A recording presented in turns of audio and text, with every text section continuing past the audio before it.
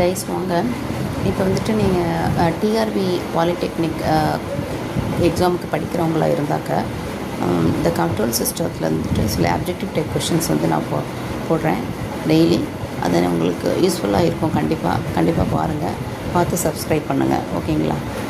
பாருங்கள், வாங்க பார்க்கலாம். கண்ட்ரோல் சிஸ்டத்தில் ஃபஸ்ட்டு ஆப்ஜெக்டிவ் கொஸ்டின்ஸில் transfer function is defined.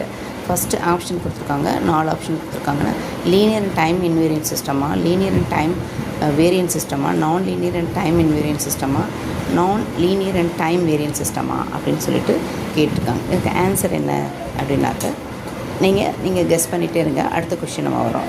Next the transfer function is defined as first one Fourier transform of impulse response are Laplace transform of impulse response are Laplace transform of unit step response are Fourier transform of unit step response are அப்படின்னு சொல்லிட்டு கேட்டிருக்காங்க.